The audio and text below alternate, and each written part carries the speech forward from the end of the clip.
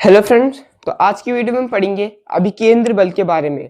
ठीक है, तो अभिकेंद्र बल का मतलब होता है सेंट्रीपिटल फोर्स।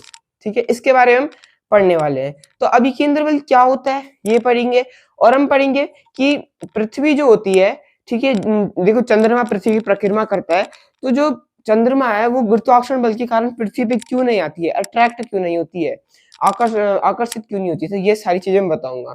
ठीक है, तो मान के चलो ये हमारी पृथ्वी है, ठीक है, और ये हमारा चंद्रमा है।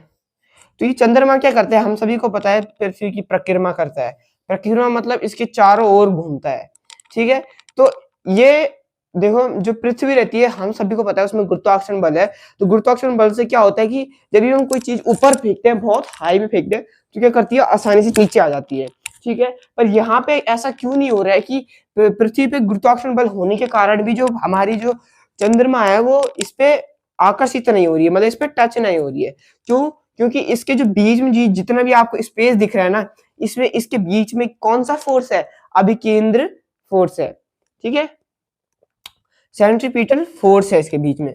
ठीक है, इसीलिए अगर इसके बीच में सेंट्रीपिटल फोर्स नहीं होता है, अभिकेंद्र बल नहीं होता है, तो वो क्या करेगा, एक सीधी रेखा में ट्रेवल करना शुरू कर देगा। ठीक है, मान के चलो जो ये मार्कर है, ये मेरा पृथ्वी है, इसका जो ढक्कन है, ठीक है, जिसकी कैप है, ये हमारी चंद्रमा है। तो चंद्रमा क्या कर रही है, इसकी परिक्रमा कर रही है।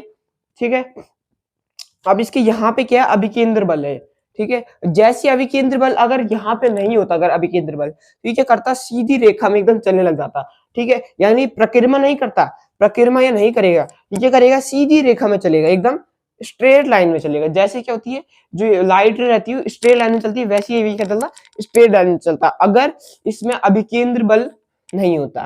ठीक है, तो अब आपको पता लग गया होगा कि जो पृथ्वी है वो चंद्रमा को अपनी ओर आकर्षित क्यों नहीं करती, जबकि यहाँ पे क्या है, गुरुत्वाकर्षण बल भी है पृथ्वी पे। ठीक है, इसके कारण। ठीक है, तो यहाँ पे क्या है, जो अभिकेंद्र बल है ये किस चीज से काम कर रहा है, चंद्रमा को इससे टकराने को रोकने का काम कर रहा है, और एक स्ट्रेट लाइन में इसको ट्रेवल करने के लिए भी रोक रहा है।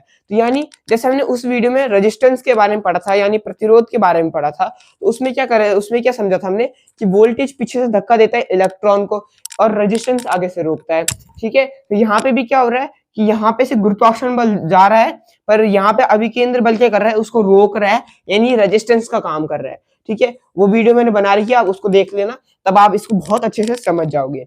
ठीक है, तो यही था आज की वीडियो में। आई होप अगर आपको वीडियो पसंद आएगी तो लाइक सब्सक्राइब जरूर से करना। अभी मिलते हैं आपको अगली वीडियो में।